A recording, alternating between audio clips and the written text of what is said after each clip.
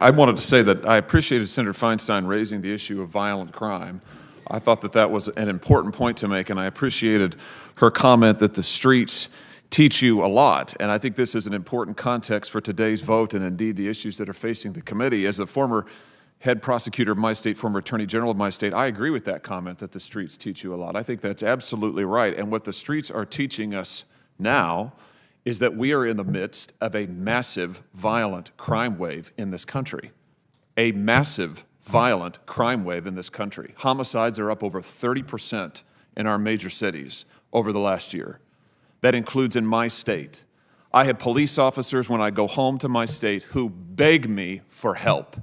And I mean beg me for help.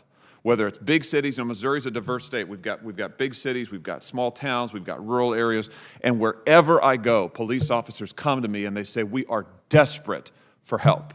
We are outmanned, we are outgunned, we are overwhelmed, we can't recruit people, our morale is collapsing, we feel we have no support. It is a simple reality, and the American people are feeling it. The people in my state are feeling it. They are afraid to go out at night, they're afraid to go out on the streets, they're afraid to drop their children off at school.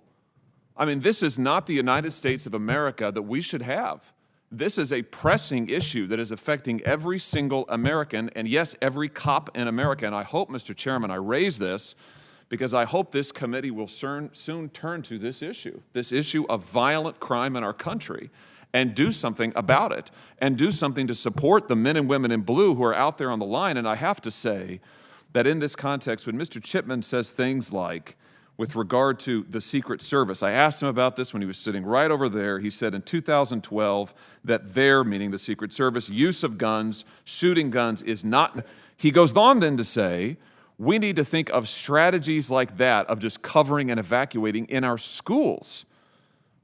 Now, he denied that he said that when he was in front of us. I don't know why, because it's on the record. We gave it to him as a QFR. I mean, you can go read the transcript yourself. My point is this. I don't think that our schools should be less safe. I can't vote for someone who says we ought to make schools in this country less safe in the midst of a crime epidemic. I don't know what I would tell the parents in my state.